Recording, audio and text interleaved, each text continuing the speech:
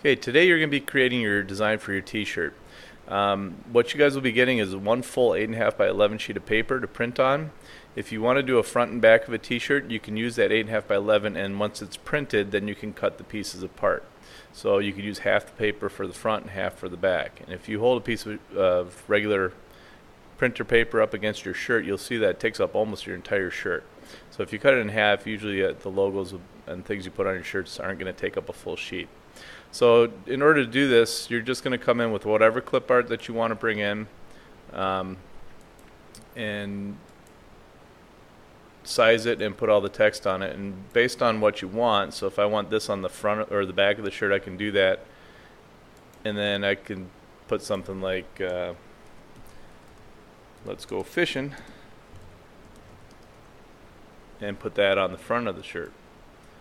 Now I could leave this way and put it all on one page or on one side, or I can take a scissors and cut it right here, and then I could take this piece, put it on the back, this piece, put it on the front.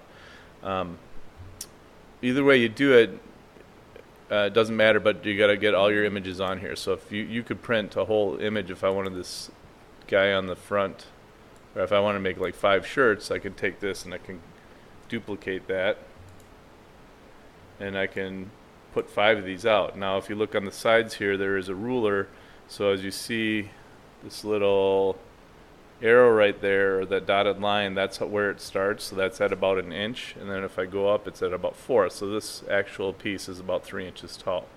So that's how you determine where it's going to fit on your shirt, and then you could use a ruler to test out if that's going to be big enough. If you want to put something that goes vertical, you can do it. So if we went into this let's go fishing and just hit enter, then you can get your letters to go down. Now if you were going to want this, so maybe put 2 of those that way, and then we'd have to delete this and then get another text and type in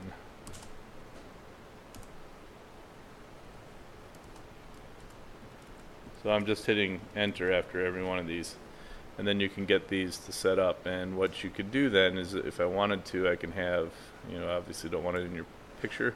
If I move this over here and move this here, I can then cut those apart after I print it out. And then if you're going to do it, like say on your pants for your leg, you can run this down and then cut this out and put it underneath here. Okay, so once this is all done, you need to make sure you save it in your class folder.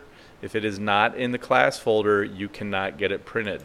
So when you save it, you go to File, Save, and just like we've been saving everything else, you got to go to your class folder.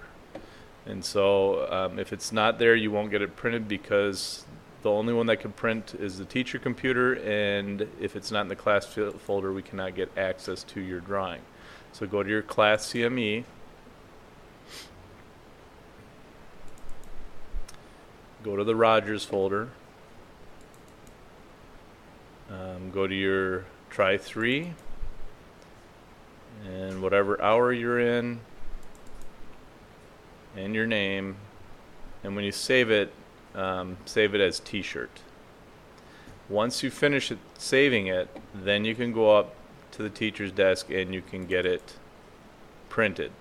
Just make sure when you get it printed, the ink is wet and it will smear if you touch it right away. So you need to make sure you don't touch it, and then you can take a scissors and cut it, and then you can go over to the press and press it on the t-shirt.